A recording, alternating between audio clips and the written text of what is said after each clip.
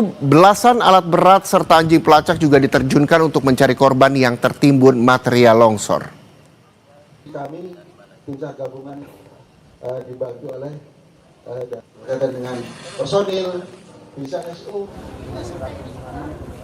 Memasuki hari kelima, ini pasca longsor di Kecamatan Cisarua, Kabupaten Bandung Barat, sejumlah keluarga korban masih menunggu hasil identifikasi di posko DVI Polda Jawa Barat. Mereka berharap dapat memastikan kondisi keluarga yang hingga kini belum ditemukan. Setiap hari proses identifikasi di posko DVI masih terus berlangsung seiring penemuan kantong jenazah tambahan dari titik longsor. Keluarga korban hanya dapat menunggu hasil pengecekan antemortem dan juga postmortem untuk memastikan identitas anggota keluarganya.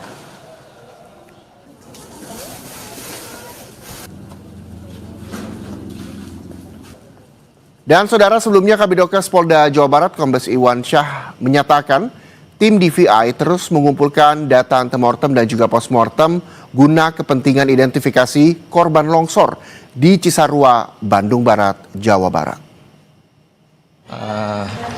Dinyatakan hilang, jadi data awal sebelum kematian. Kemudian kita juga butuh data namanya postmortem. Tentu data postmortem itu diambil ketika ada temuan kantung jenazah. Nah, prosesnya bagaimana supaya bisa teridentifikasi prosesnya? Jadi dari aduan masyarakat itu kita kumpulkan data selengkap mungkin, ya, dari mulai ciri-ciri khusus, kemudian properti yang dipakai, ya, kemudian mungkin juga ada kayak tato, jadi bekas operasi, tai lalat, ya. Jadi ini butuh informasi yang lengkap dari masyarakat. Jadi semakin banyak masyarakat yang menyampaikannya atau keluarga yang menyampaikan dengan lengkap, semakin terbantu proses ini di awal dari proses antemortem ini. Oleh karena itu mungkin penting sekali buat masyarakat yang datang adalah keluarga terdekat kalau bisa, yang bisa mengenali betul-betul. Kalau masih ada, tentu misalkan ayahnya dari korban atau ibunya atau anaknya dari korban kalau ada, atau kakak atau adiknya dari korban kalau ada. Setelah itu kemudian kita masuk ke postmortem itu. Di sana kantung jenazah yang datang, kita ambil data di sana, ambil data. Jadi mulai ciri-ciri khusus, perkiraan tinggi badan, berat badan, kemudian data gigi, data gigi, kemudian juga dibantu juga tim dari Inavis, identifikasi itu ya. Jadi itu data-data yang kita ambil postmortem. Setelah ada data postmortemnya, ya, kemudian nanti kita namanya rekonsiliasi itu di mana tim dari postmortem mempresentasikan temuannya. Nih temuan dari kantong jenazah, ciri-cirinya, perkiraan tinggi badan, berat badan, ciri-ciri khususnya, catatan giginya. Kemudian tim dari antemortem mengamati dengan ciri-ciri yang disebutkan tadi, gitu kan? Ciri-ciri yang disebutkan tadi mengamati dari sekian banyak laporan orang hilang, mana yang mendekati ciri-ciri tersebut, gitu kan? Ciri-ciri tersebut. Kemudian kita diskusikan. Itu juga ditambah dengan sidik jari, ya, tim dari Inavis. Jadi di aturan DVI itu kita ada data namanya data primer. Jadi ketentuan dari DVI internasional itu kalau satu saja data primer itu kita miliki, ya, identik, maka teridentifikasi. Atau dua data sekunder. Data primer itu apa? Data primer itu adalah sidik jari, catatan gigi, kemudian juga data primer DNA. Itu hingga kalau salah satu saja itu sudah bisa dinyatakan teridentifikasi. Jadi secara ketentuan DVI internasional seperti itu. Pak, lalu apa yang menjadi kendala di dalam proses identifikasi ini, Pak? Apakah informasi dari pihak keluarga harus detail sekali atau seperti apa? Ya, betul Mbak Mita. Jadi kendalanya adalah pada awal terjadi musibah, keluarga yang melaporkan itu panik sehingga Kadang-kadang 3 orang melaporkan satu anggota keluarganya yang hilang, jadi kan duplikasi gitu kan ya. Makanya kita terus update nih data ini, data selain teridentifikasi, data antemortem pun kita update. Kenapa? Tadi dalam suasana panik dia melaporkan si A hilang, kemudian tantenya melaporkan si A hilang. Jadi kesannya ada banyak yang hilang. Makanya kita terus update. Tiap saat kita teliti data antemortem itu. Pertama itu kesulitannya. Yang kedua adalah pada saat datang kan dalam suasana yang duka, dalam rangka cemas, itu pasti informasi yang kita dapatkan sedikit ya. Sehingga terima kasih pada Kompas TV memberi kesempatan kepada tim DIVA ini untuk menyampaikan himbauannya. Himbauannya bagi keluarga yang sampai saat ini belum ditemukan keluarganya atau dilaporkan hilang, silakan datanya diupdate lagi, dan bila perlu yang mengupdate orang yang terdekatnya tadi. Nah, selain dapat memberikan informasi ciri-ciri khusus, selain itu kita bisa ambil data DNA tadi seperti yang disampaikan. Kalau satu saja itu teridentifikasi. Jadi kalau dengan cara sidik jari belum ketemu, dengan cara catatan gigi belum, tanda-tanda yang khas di tubuh juga sulit ini kita dapatkan ya. Apalagi kalau sudah mungkin 5 hari ke depan. Nah, salah satu caranya dengan DNA. Terus DNA bagaimana supaya terbantu yang kekerabatannya paling dekat tadi? Maka datang ke sini ke tim pos antemortem. Keluarga selain memberikan keterangan lebih lengkap lagi, yaitu dengan kita supaya bisa mengambil pembanding lewat DNA-nya. Pak, lalu kan ini sekarang sudah memasuki hari kelima seperti itu. Nah, tadi kan Bapak sempat menyinggung bahwa sudah seiring berjalannya waktu juga mungkin untuk bagian tubuh ada yang sudah mulai rusak seperti itu, terutama sidik jari. Lalu apa sih yang menjadi kesulitan Pak di hari kelima ini Pak? Sampai saat ini sebetulnya data yang terkumpul yang terkumpul masih kurang lengkap itu ya. Kalau sampai hari kelima kemarin ya alhamdulillah masih mungkin jenazah relatif utuh ya. Tapi mungkin biasanya sudah lewat hari kelima ini sudah terjadi pembusukan ya, kemudian pasti jenazah yang datang itu sudah tidak utuh lagi. Hal ini mungkin akan jadi ya kendala mungkin ya, atau tantangan yang harus bisa kita lalui. Sebelumnya, Saudara, Kepala Pusat Identifikasi Barreskrim Polri, Brigjen Masudi, menyebut beberapa kendala hingga identifikasi korban longsor belum selesai.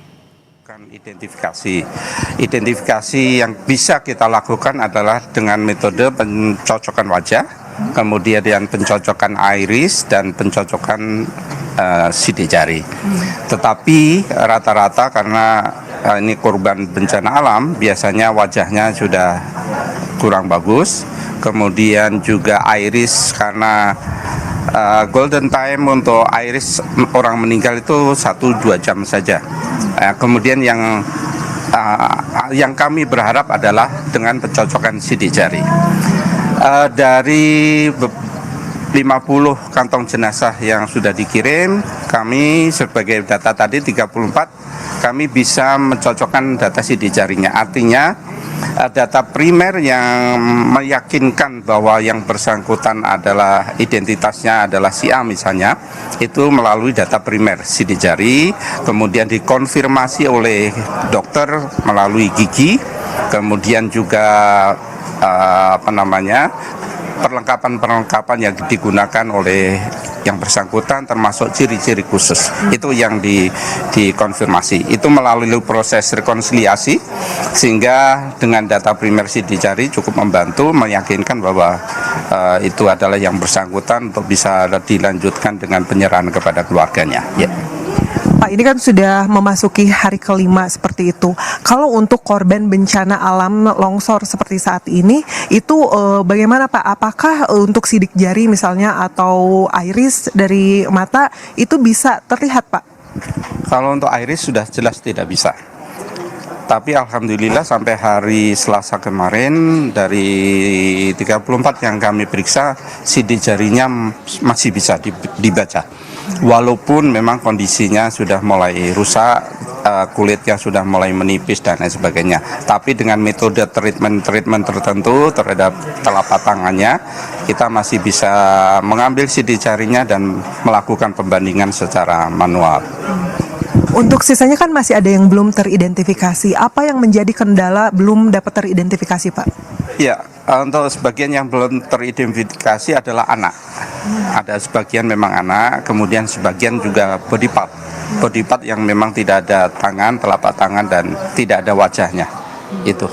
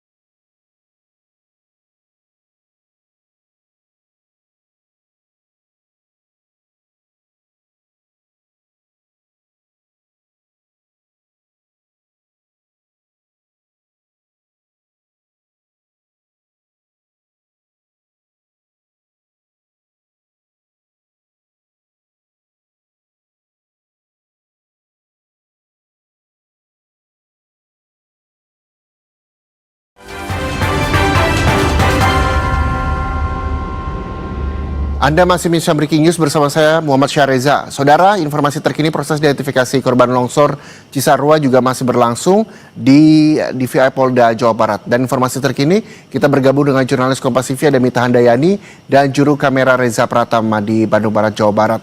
Mita, dari data yang didapatkan hingga Rabu siang tadi ada 50 kantong jenazah, 34 teridentifikasi. Lalu bagaimana dengan saat ini?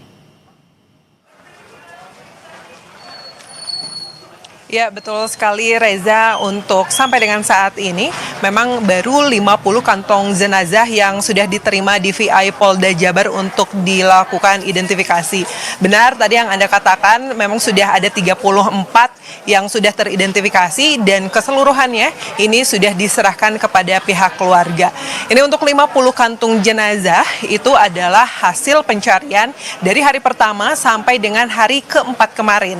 Karena di hari kelima ini sampai dengan siang ini, dari pencarian pukul 8 sampai dengan siang ini, belum ada satu kantung jenazah pun yang dikirimkan dari titik pencarian ke DVI untuk dilakukan proses identifikasi. Mengingat untuk cuaca hari ini, memang sejak dari pagi sampai dengan siang hari ini, untuk kondisi atau area di sini memang hujan berlangsung dari pagi sampai dengan siang hari ini dengan intensitas kecil maupun intensitas hujan yang cukup lebat seperti itu. Jadi memang ini mempersulit untuk petugas di lapangan untuk melakukan pencarian korban longsor. Tadi untuk proses pencarian dimulai pukul 8, lalu sempat dihentikan pukul 10:30 menit. Dan untuk sampai saat ini petugas atau pihak DVI tadi menyampaikan sisa 16 kantung jenazah yang belum dapat teridentifikasi ini terkendala karena memang banyak kantung jenazah ini tidak datang secara keseluruhan utuh seperti itu. Jadi ada kantung jenazah yang memang hanya bagian tubuh yang tidak disertai misalnya bagian tangan untuk melihat sidik jari, lalu juga bagian wajah seperti itu. Nah, saat ini saya sedang berada di DVI. DVI ini selain memang untuk melakukan proses identifikasi, memang juga disediakan posko untuk menginformasikan keluarga yang hilang seperti itu. Dan di belakang saya ini adalah tempat dilakukan pencocokan data dari keluarga yang datang untuk menginformasikan keluarganya yang hilang. Ada beberapa informasi yang digali oleh petugas untuk mendapatkan kecocokan seperti itu agar data-data korban longsor ini dapat segera diidentifikasi. Ada dimulai dari bagaimana ciri-cirinya, ciri-ciri secara khusus seperti itu, lalu apakah memang ada surat-surat seperti ijazah yang bisa memperlihatkan sidik jari dan yang lainnya. Reza dan juga saudara, selain di posko DVI untuk dilakukan proses identifikasi di posko pengungsian juga saat ini masih ada para pengungsi yang tetap masih bertahan di sana. Kebanyakan dari pengungsi yang ada di sana adalah keluarga korban yang belum menemukan keluarganya seperti itu, sehingga mereka masih bertahan di sana untuk memantau ke posko DVI karena memang jaraknya tidak terlalu jauh seperti itu. Pemerintah Provinsi Jawa Barat sendiri memang sudah menginformasikan akan memberikan bantuan 10 juta rupiah kepada setiap kepala keluarga agar para pengungsi ini tidak tinggal di pengungsian, mengingat pengungsian ini selain memang tidak kurang layak dibandingkan rumah pada umumnya seperti itu. Jadi pemerintah Provinsi Jawa Barat memberikan 10 juta rupiah agar uang tersebut bisa digunakan untuk mengontrak rumah, minimalnya bisa digunakan selama 2 bulan seperti itu, Reza. Baik, terima kasih jurnalis Kompas TV Mita Handayani melaporkan langsung dari DVI Polda Jawa Barat. Selamat kembali bertugas, Mita. Dan saudara, tak hanya jurnalis Kompas TV Mita Handayani melaporkan soal proses identifikasi yang saat ini juga terus berlangsung di DVI Polda Jawa Barat. Kita juga akan bergabung dengan jurnalis Kompas TV yang saat ini berada di lokasi pencarian korban longsor. Telah bersiap jurnalis Kompas TV, ada Niko Anggriawan yang akan melaporkan dengan... Oke, Niko, saat ini Anda berada di lokasi pencarian. Seperti apa kondisinya? Karena tadi Mita juga sempat menyampaikan bahwa sempat terjadi hujan. Dan itu tentunya juga menjadi kendala bagi petugas atau tim SAR untuk mencari korban di sana.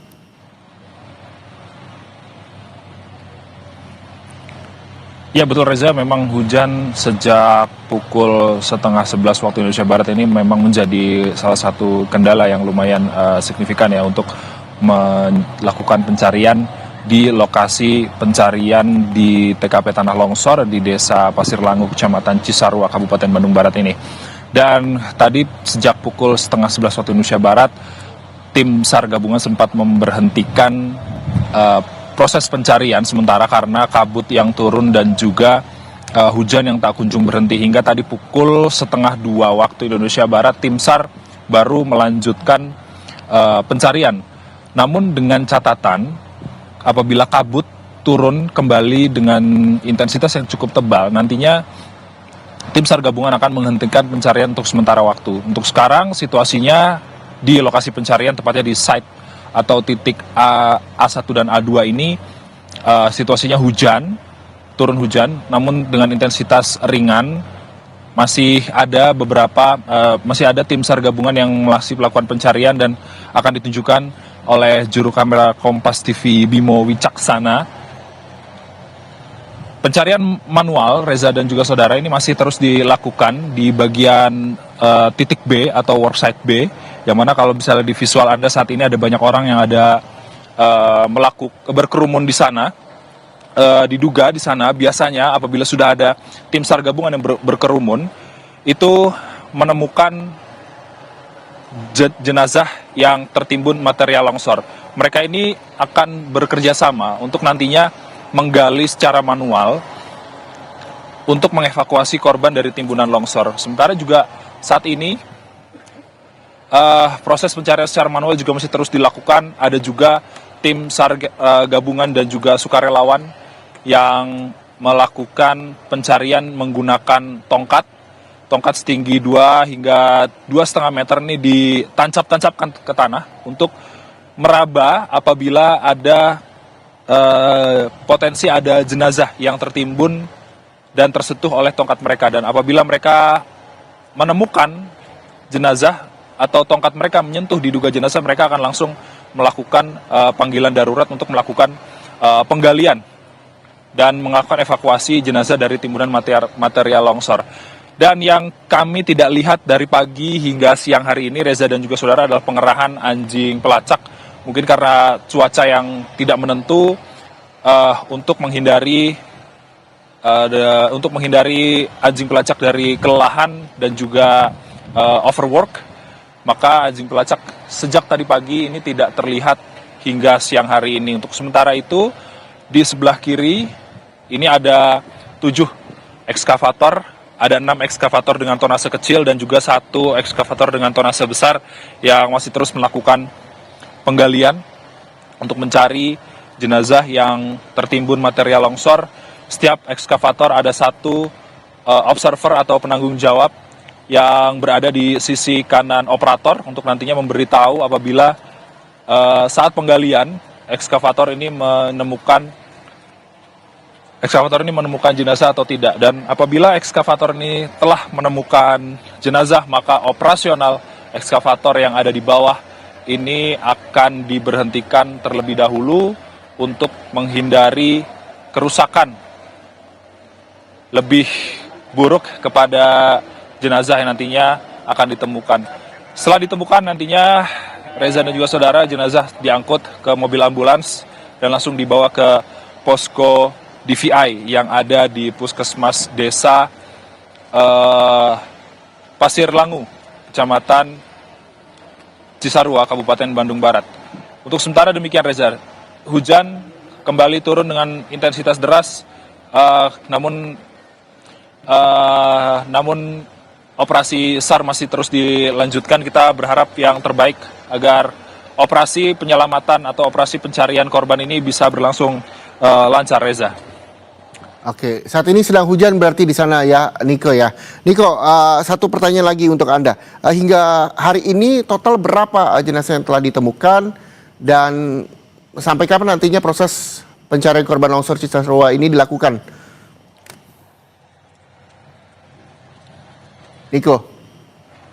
Untuk hari ini korban ditemukan ini belum diketahui secara pasti. Biasanya nanti Basarnas akan menggelar konferensi pers untuk wartawan pada sore hari, biasanya sekitar pukul 5 hingga pukul 6 sore hari nanti, untuk menjelaskan kepada publik berapa kantong jenazah yang telah ditemukan, lalu kemudian berapa korban yang telah teridentifikasi. Kami di sini di TKP tidak mengetahui secara pasti karena banyak visual-visual yang tidak kami lihat, apakah itu tim SAR menemukan 2 kantong jenazah atau 3 jenazah. Tentunya nanti kita masih menunggu rilis resmi dari Basarnas yang biasanya akan digelar pada sore hari untuk mengetahui jumlah korban yang ditemukan ataupun yang telah teridentifikasi pada hari ini. Reza. Baik, kita nantikan konferensi pers yang nantinya akan digelar untuk mengetahui update soal pencarian korban longsor Cisarua, Bandung Barat, Jawa Barat. Terima kasih. Niko Anggriawan melaporkan langsung dari Bandung Barat, Jawa Barat beserta juru kamera Bimo Wicaksana. Dan saudara, laporan dari jurnalis Kompas TV tadi dari lokasi pencarian di Bandung Barat, Jawa Barat sekaligus mengakhiri jumpa kita dalam program Breaking News Kompas TV. Saya Muhammad Syareza, pamit undur diri. Selanjutnya Anda dapat menyaksikan Jurnal Merah Putih bersama rekan saya Desi Fiftina. Tetaplah di Kompas TV, independen, terpercaya.